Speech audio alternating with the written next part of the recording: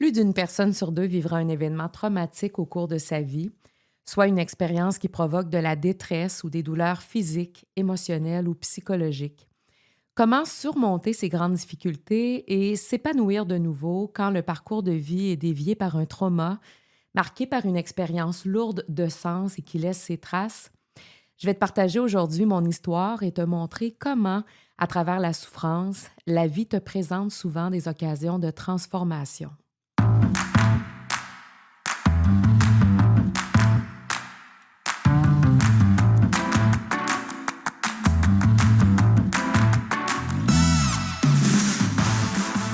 Bienvenue à Là pour toi, le balado sur la santé qui informe et qui fait du bien. Ici, je te parle de santé sous toutes ses formes, la santé physique, mentale, mais aussi de l'humain qui vit tout ça. Alors aujourd'hui, j'ai un épisode un peu spécial. En fait, je vais t'amener dans un voyage un peu plus personnel, un voyage qui parle de traumatisme, de souffrance, mais surtout de courage et de résilience. C'est un sujet sensible parce qu'au moment d'enregistrer cet épisode, je souligne le 9e anniversaire de cette journée que j'ai longtemps voulu effacer de ma mémoire. Puis en plus, ben, c'est arrivé le jour de la marmotte, fait que c'est un timing extraordinaire pour développer un syndrome de stress post-traumatique.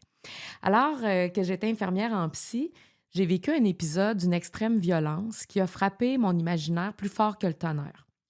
Je savais sur le coup que c'était grave, mais pas à ce point-là. Le cerveau est bon hein, pour essayer de nous protéger.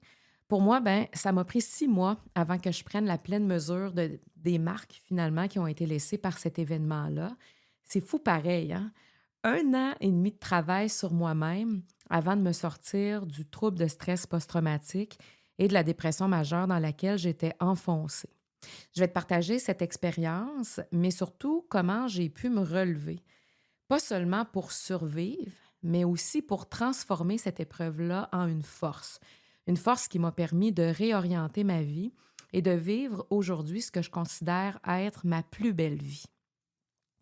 Alors, par définition, le traumatisme est une réaction émotionnelle qui est déclenchée par une blessure qui nous submerge. Alors, le traumatisme, finalement, c'est ce que la mémoire fait d'un événement. Alors, évidemment, ça va être propre à chaque personne. Alors, un événement peut être internalisé différemment d'une personne à l'autre.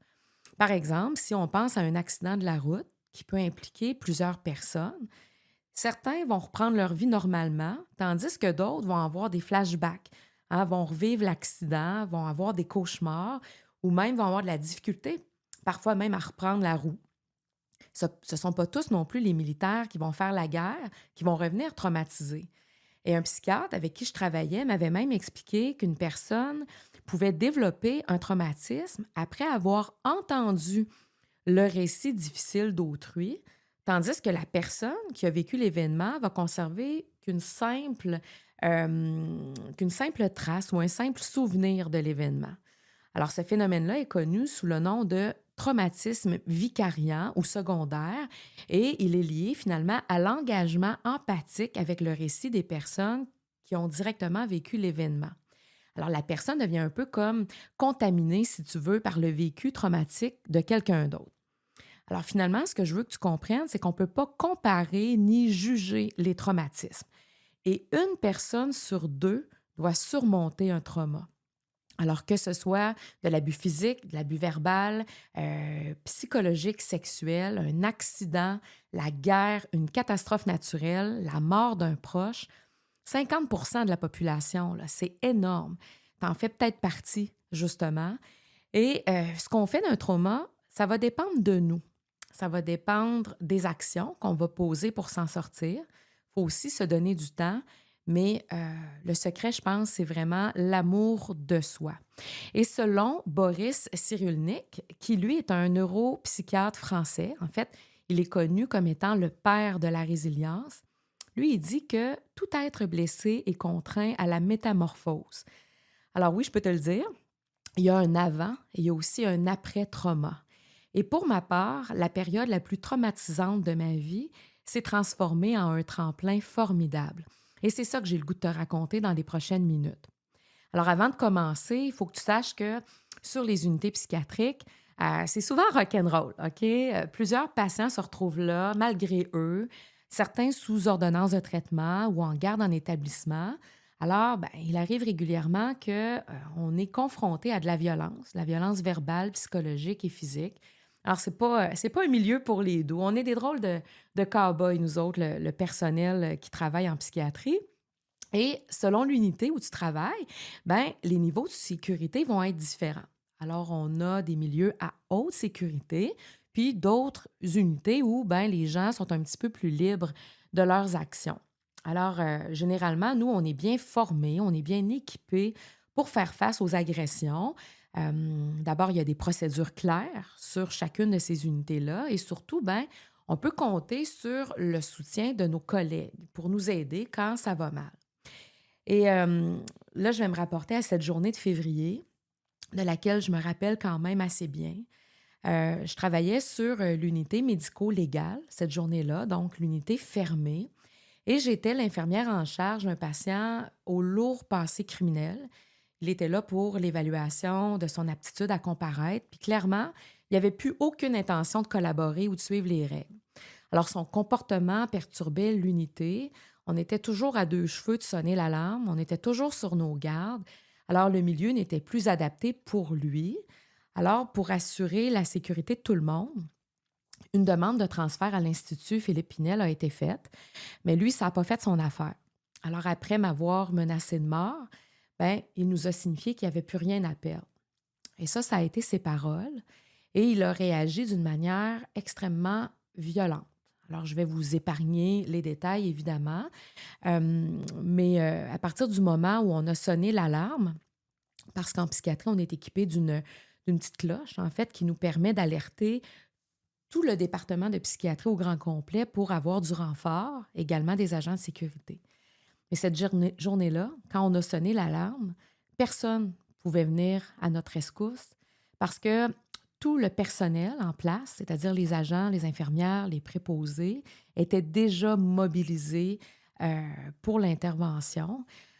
Alors, on a dû faire le 911. Et là, tout se passe vite, évidemment. Puis sur une unité où tout est réfléchi pour prévenir les agressions, OK, on contrôle les objets dangereux, les portes sont barrées, les tables, les chaises sont vissées au sol, même le module pour se brosser les dents, ben c'est barré. Ben, malgré toutes ces mesures de protection-là, la personne est parvenue à arracher son fauteuil du sol. Alors, il s'en est fait une barre de fer avec des vis. Alors, il était considéré à ce moment-là comme armé. Et tu sais quoi? Ça ne doit pas arriver, ce genre de situation-là, sur les unités psychiatriques. Et moi, c'est à partir de ce moment-là que mon cauchemar a commencé.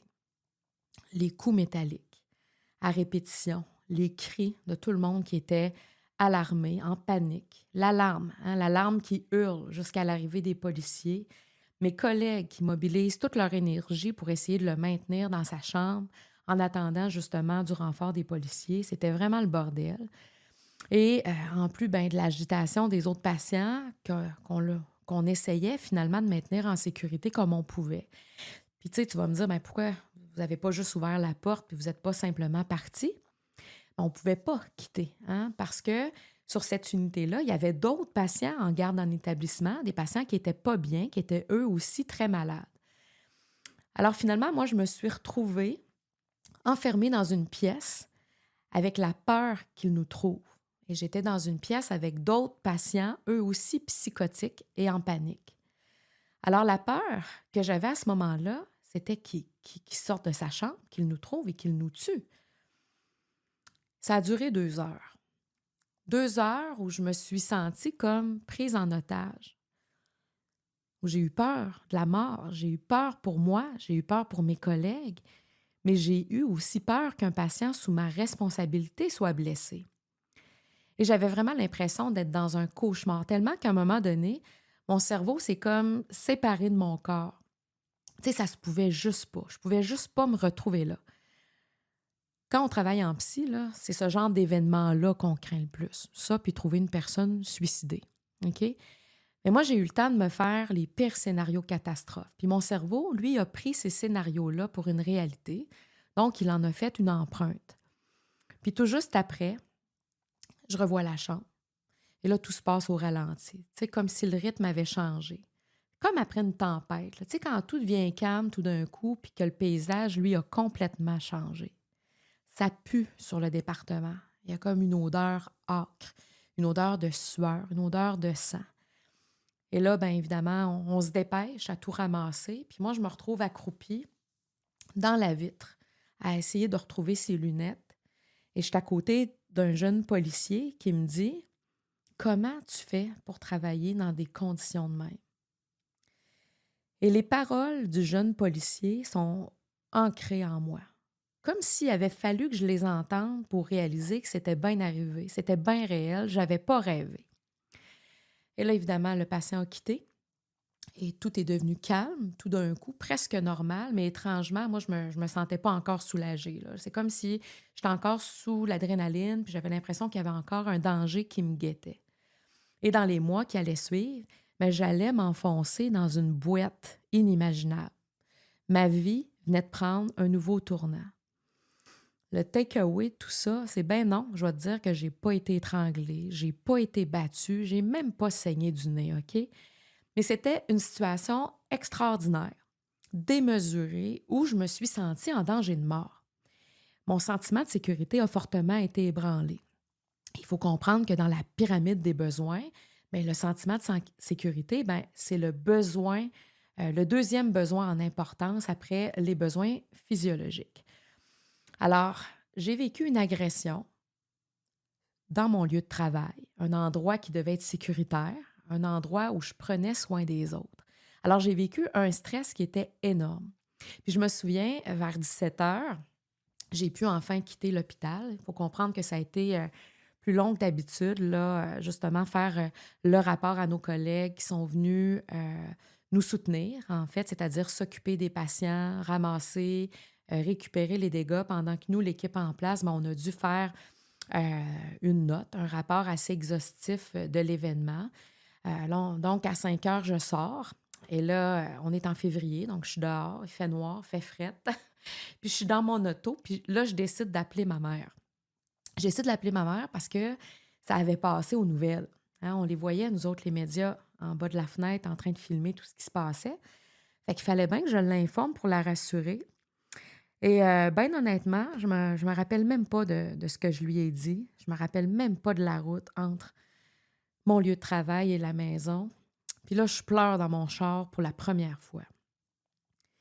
Et j'arrive à la maison, puis là, ben, j'explose. Là, je raconte ce qui s'est passé, je crie, je me désorganise totalement devant mon mari puis mon fils qui a 12 ans à l'époque. Je me rappelle pas de tout ce que j'ai dit à ce moment-là. C'est quand même assez flou dans ma tête, c'est vague.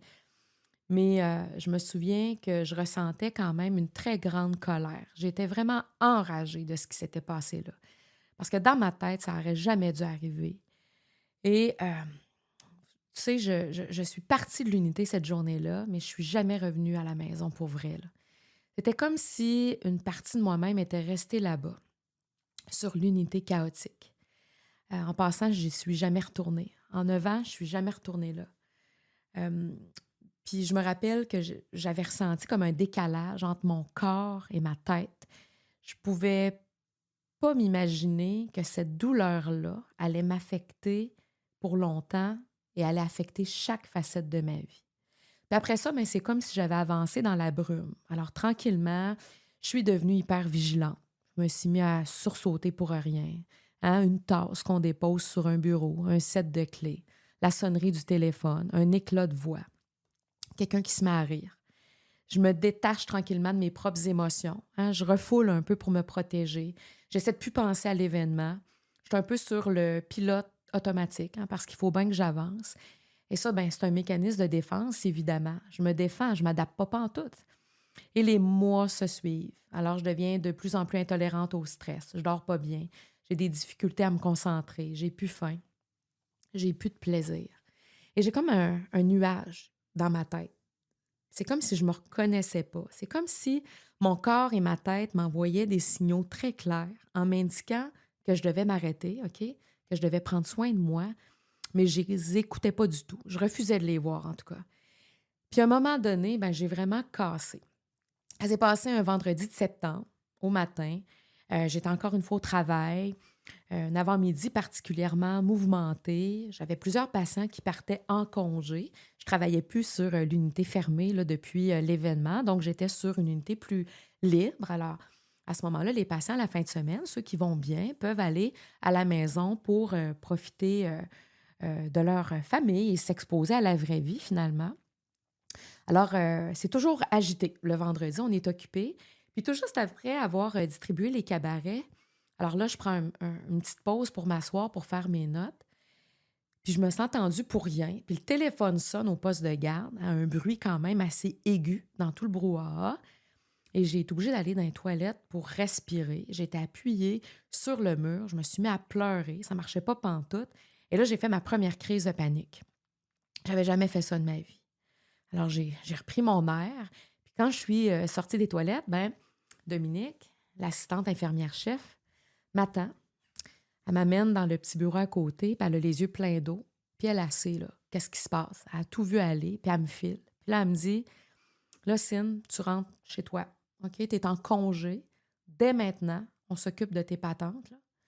Tu es en congé maintenant pour les prochains jours, pour les prochaines semaines, puis peut-être les prochains mois, OK? Alors, quelqu'un que j'aimais, que je respecte, venait de décider à ma place. Mais moi, sur le coup, tu sais, je pense qu'elle exagère. Là. Tu sais, moi, je me dis que lundi, ben, je vais être correct. Tu sais, je vais prendre mon air en fin de semaine, là, puis lundi, je vais être correct. J'ai pensé pouvoir gérer ça tout seul. Hein. J'ai pensé que ça finirait par passer. Finalement, j'avais peut-être juste besoin de repos. Et mon expérience aussi pouvait certainement m'aider. Mais en réalité, ça n'a pas été aussi simple. Moi, je n'avais pas consulté pour mes symptômes. Je croyais que j'étais juste fatiguée ou que j'étais en difficulté d'adaptation. Tu sais, j'étais quand même consciente que j'avais vécu quelque chose de gros. Là. Après 15 ans à travailler en psychiatrie, je n'avais jamais vu quelque chose aussi intense. Donc, je légitimais cet événement-là et je légitimais ma réaction surtout. Mais j'ai compris par la suite que le stress post-traumatique ben, était devenu mon best buddy, hein, une espèce de fantôme de moins en moins silencieux avec qui je devais apprendre à vivre. Mais tu sais, on n'efface pas un événement traumatisant de sa mémoire comme on veut. Puis c'est quand on s'arrête souvent qu'on réalise notre accablement. Je me rappelle, là, quelques jours plus tard, après avoir été arrêtée de travailler, il fait beau, là, une belle journée de septembre, le soleil brille, je suis sur mon patio avec un bon roman, puis tu sais, j'essaye fort de lire. Mais tu sais, mon cerveau n'est pas capable vraiment d'interpréter ce que je lis. Je suis pas là, je suis comme dissociée. Et là, je me sens comme une coquille vide, fendue en deux, puis je me mets à pleurer, puis je me comprends plus. Et là, ben, je ressens une grande fatigue qui me paralyse, puis j'ai vraiment perdu ma joie de vivre. Je ne le savais pas à ce moment-là, mais j'étais aussi en dépression majeure, secondaire à mon syndrome de stress post-traumatique. Alors, si plus d'une personne sur deux, à peu près, va vivre un événement traumatique, ben c'est juste une minorité là, qui va développer un syndrome de stress post-traumatique. OK? C'est à peu près 5 de la population selon l'Organisation mondiale de la santé. Alors, moi, c'est ce que je vivais, donc j'avais clairement besoin d'aide. Puis je peux vous dire que c'est un travail de reconstruction, à la fois personnel, mais aussi professionnel de mon côté. Je peux te dire que ce processus a été très long, il a été difficile, il a été douloureux, mais il a été aussi l'un des plus enrichissants de ma vie. Parce que je ne l'avais pas vu venir, puis j'ai compris que c'est qu'au-delà de la souffrance, ben, il y a une forme de transformation qui arrive. Alors pour moi, ce traumatisme-là m'a poussée à sortir de ma zone de confort et m'a carrément obligée à me réorienter. Finalement, j'aime dire que la vie m'avait fait un cadeau mal emballé. Alors aujourd'hui, moi, je crois profondément que de l'autre côté d'une période sombre, ben, il y a de la lumière pour qui persévère. Tu sais, au Canada, environ 11% des hommes et 16% des femmes vont faire une dépression majeure au cours de leur vie. Alors, la dépression majeure, c'est quoi? Mais c'est un terme clinique pour désigner l'état d'une personne qui ressent des symptômes de dépression, donc des symptômes qui peuvent être physiques ou psychologiques, comme par exemple de la fatigue, de la tristesse, un sentiment d'inutilité ou du désespoir. Et ces symptômes-là vont affecter de façon importante le fonctionnement général de la personne. Alors, c'était à mon tour de faire partie des statistiques. Tu sais, tes émotions ont besoin d'être entendues, elles ont besoin d'être vues. Donc, plus tu les combats, mais plus elles s'accrochent. Hein? Ce que tu fuis te poursuit. Et si tu les ignores, bien, elles vont augmenter en intensité. Je l'ai déjà dit, hein, le cerveau, c'est une belle bébelle. Alors, si une émotion est trop intense, bien, il va chercher à te protéger. Donc, il va chercher à réduire la tension psychique. Alors, il utilise ce qu'on appelle des mécanismes de défense. Alors, par exemple, tu vas faire du déni. Alors, pour te protéger de la réalité, tu vas refuser de reconnaître certains aspects douloureux de la réalité externe ou de l'expérience subjective. Tu peux faire aussi de la répression. Donc, tu vas empêcher les souvenirs ou les pensées douloureuses d'entrer dans ta conscience. Tu vas faire aussi de la rationalisation. Alors ça, c'est quoi? Bien, pour ne pas affronter la réalité, bien, tu vas te créer des récits pour justifier l'injustifiable, pour éviter la souffrance.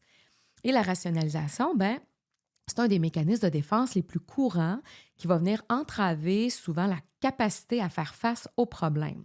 Finalement, la rationalisation, c'est une tentative de te convaincre que malgré tout ce qui t'est arrivé, là, c'est pas si terrible que ça. Fait que moi, ben, qu'est-ce que je me disais? Ben, c'est qu'une infirmière de psy, là, ben, ça devait être capable de gérer ce type d'épisode-là toute seule. Hein? Cindy, t'as toujours bien pas mangé de coups de barre d'en face. Probablement pas si grave que ça, là. Fait que j'avais une espèce de discours interne qui était très difficile à faire taire. Et avec le temps, ben, le cerveau, lui, ce qu'il essaie de faire, c'est de te faire comprendre les messages de ton cœur. Hein? Parce que moi, j'étais blessée, là, mais je voulais juste pas prendre soin de moi.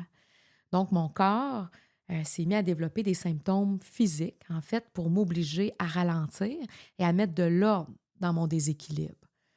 Et dans ce contexte de traumatisme, bien, je devais me poser des questions. D'abord, est-ce possible pour moi de retrouver mon travail? Hein?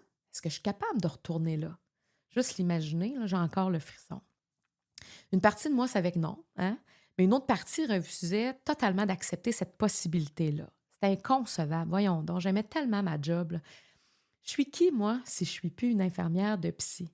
Et j'ai réalisé que je m'identifiais énormément à cette étiquette-là. Et la perdre, hein, ça signifiait encore perdre quelque chose de précieux. Puis je trouvais que j'avais pas mal déjà perdu dans cette épreuve-là. Alors, le processus de guérison demande un retour vers soi et implique de prendre des actions. Puis ça, ben, il n'y a personne qui peut le faire à ta place. Alors, lors d'une épreuve, se choisir, ça implique aussi des deuils. C'est pour ça, des fois, qu'on ne veut pas y faire face, hein, parce que faire des deuils, c'est pas le fun. Puis ces deuils-là, ben, ça implique le deuil de la personne qu'on a été, parce qu'il y a un avant puis il y a un après-trauma. Et moi, j'ai fait cette prise de conscience et j'ai dû accepter le fait que, ne pouvant plus m'exposer à la violence, ben, je devais abandonner les ailes de psy. Je devais abandonner un travail que j'aimais. Et ça, ben, c'était ma seule certitude. Puis ça brassait fort en dedans de moi, là, parce que je savais pas du tout ce que j'allais faire de ma vie.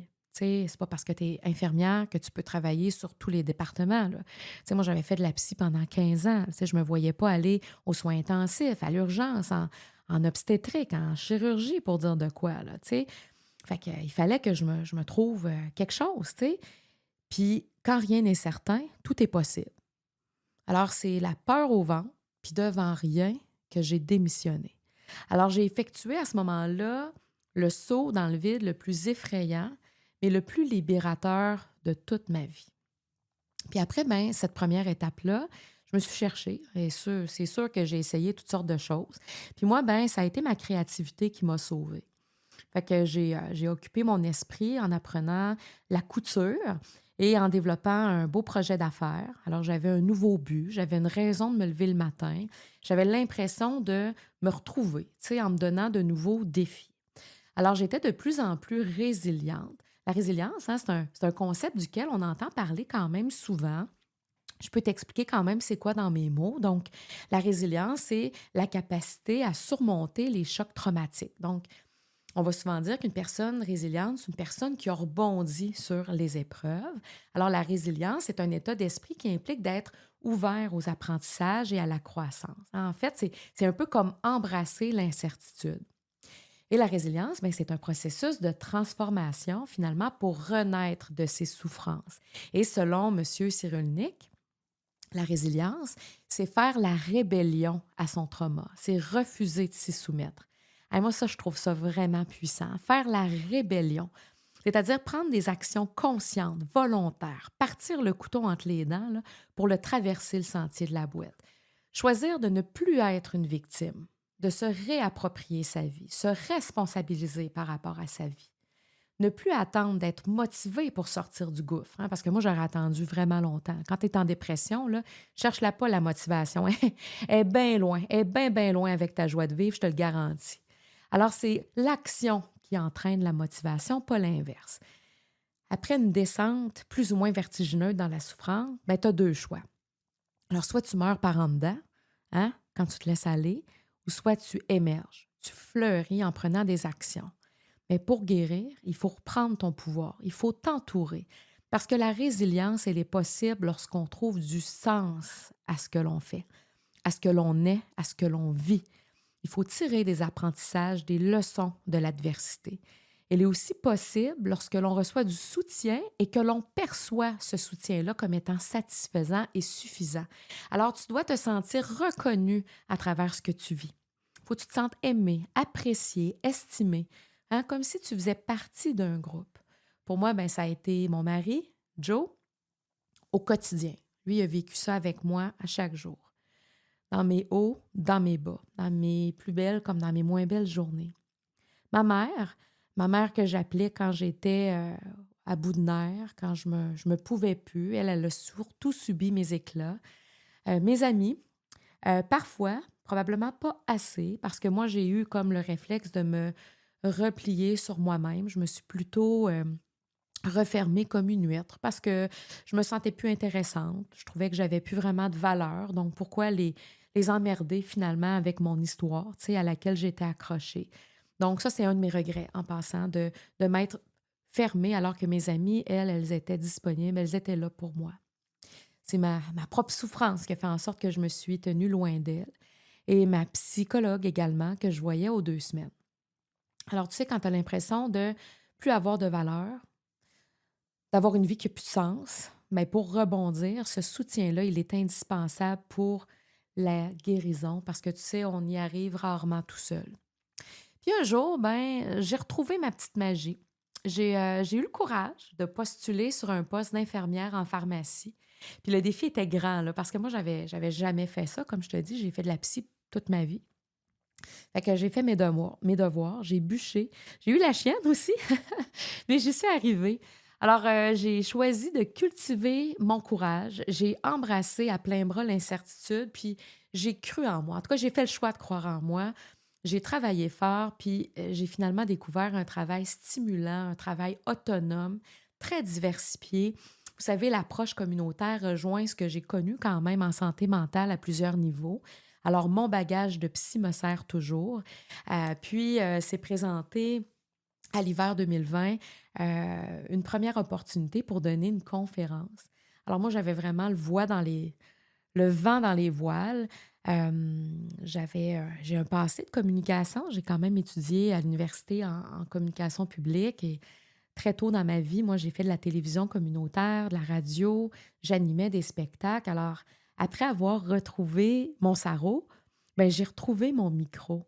Et je le dis, puis j'ai le frisson. Je suis vraiment très fière de ça. Puis quand je vous disais tantôt que ma vie a pris un nouveau tournant, c'est totalement le cas. Aujourd'hui, j'ai mon entreprise, donc j'ai ma boîte de communication. Alors, j'offre de l'accompagnement pour les services de soins infirmiers en pharmacie communautaire, mais je produis aussi du contenu, des événements, des conférences, des symposiums pour outiller les professionnels de la santé dans leur approche patient en regard de la prévention. Alors, moi, c'est vraiment la santé préventive qui m'allume aujourd'hui. Alors, j'ai pu jumeler ma passion pour les communications avec celle de soigner. Mais quel cadeau! Après avoir vécu tout ça, ben aujourd'hui, je suis heureuse puis je fais ce que j'aime. Alors, je peux vous dire que, ouais, en février 2016, ma vie a fait tout un virage.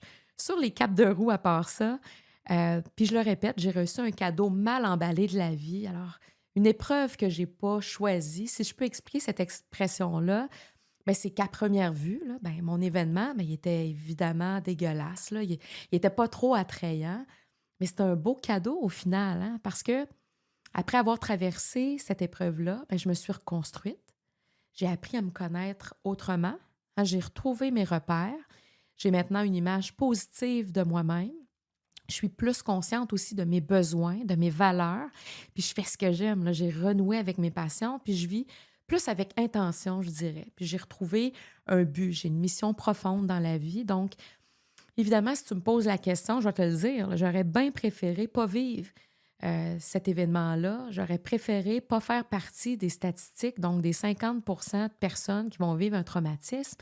Mais s'il y a une chose sur laquelle j'ai pas de pouvoir, ben c'est sur cet événement-là. On n'a pas de pouvoir sur les événements extérieurs. C'est arrivé, c'est là. J'ai une cicatrice.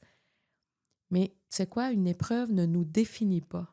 Ça, c'est encore une étiquette. Les étiquettes, c'est pas bon, ça. Moi, je vais dire, j'ai vécu un trauma. Je ne suis pas mon trauma. Il faut se distancer de ces événements-là, de ces traumatismes-là. Il faut prendre de l'altitude parfois. Et pour avancer, on doit se donner, on doit se concentrer plutôt sur les choses que l'on peut changer, les choses sur lesquelles on a du pouvoir. Alors maintenant, j'ai le goût de t'inviter à réfléchir à ta propre histoire, à ta guérison, à tes forces. Alors, quelles épreuves de ton passé as-tu traversées et qui te prouvent aujourd'hui que tu es plus fort que ce que tu penses?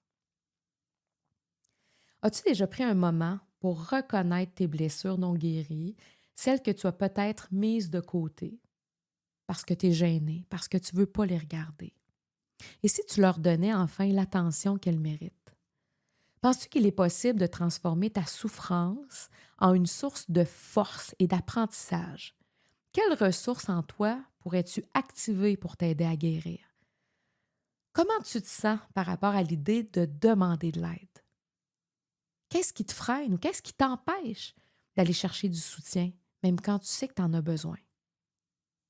Si tu regardes en arrière, quelles sont tes victoires, même les toutes petites, là, que tu as remportées dans les moments où tu te sentais à bout de force? Comment ces expériences peuvent-elles t'aider à avancer aujourd'hui?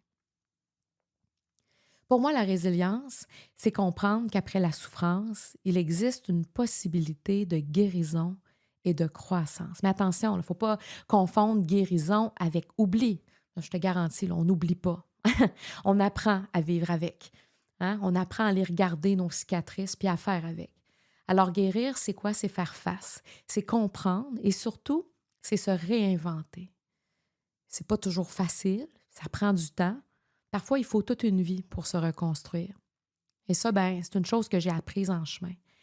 Puis je veux te répéter les paroles de Bob Marley qui disait « Tu sais pas à quel point tu es fort jusqu'au jour où être fort est la seule option. » Et sache que tu peux faire de ce jour un point de départ pour une transformation puissante. Et on ne devient pas résilient sans effort. Alors, pour bâtir ta résilience, il faut parler de ce que tu as vécu. Il faut l'extérioriser, le trauma. Pour certains, ça passe par l'écriture, d'autres la danse, d'autres la méditation, parfois dessiner. Moi, c'est toutes sortes de façons d'extérioriser un trauma, mais il faut que ça sorte. OK? Ça fait du bien, il faut évacuer. Il faut sortir aussi de l'isolement, hein, savoir t'entourer de personnes aimantes, de personnes sécurisantes, de personnes à l'écoute, de personnes bienveillantes. Il faut bouger aussi. Moi, je crois beaucoup à ça, le pouvoir du corps. Hein, il faut renouer le corps et l'esprit ensemble. Simples marches peuvent faire du bien. Prends la discipline qui te convient. Pour moi, ça a été la course à pied. J'adore courir. Quand je pars faire un 5 km, il n'y a rien de mieux pour me vider la tête. Pour d'autres, c'est le vélo, la boxe, le yoga.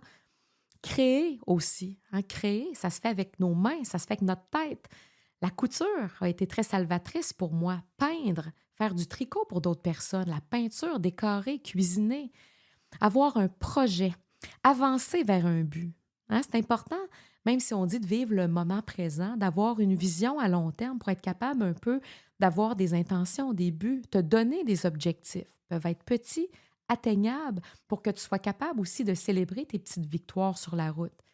Puis je te recommanderais aussi de suivre tes passions. Puis je le sais, là, si toi aussi tu es dans le sentier, puis il est pas super vert ton sentier, là, ça va mal, il est tortueux, bien, c'est pas évident de retrouver qu'est-ce qui nous passionne parce que tout est beige, tout est flou, tout est flat. Alors pense à ce que tu aimais faire quand tu étais enfant, là, quand tu étais un kid de 8 ans. Là. Qu'est-ce qui te faisait sourire? Qu'est-ce qui te faisait du bien? Qu'est-ce qui te permettait d'être heureux? Pour moi, là, c'était jouer avec un micro puis un tape à cassette. Hey, regarde ce que je fais aujourd'hui. Non, mais c'est-tu assez vrai, cette histoire-là? Fait que cet investissement-là va t'aider à trouver un sens à ce que tu as vécu. L'humain, là, a besoin de sens. Puis attention, là, trouver du sens, ça ne veut pas dire embarquer dans la rationalisation, minimiser ou invalider ce que tu as vécu ou la souffrance qui en découle. Ça veut dire changer tes perceptions, voir ce que ça l'a permis de développer et d'apprendre sur toi-même, sur les autres, sur la vie. Parce qu'en fait, il n'y a pas vraiment d'échec dans la vie, hein. C'est des expériences.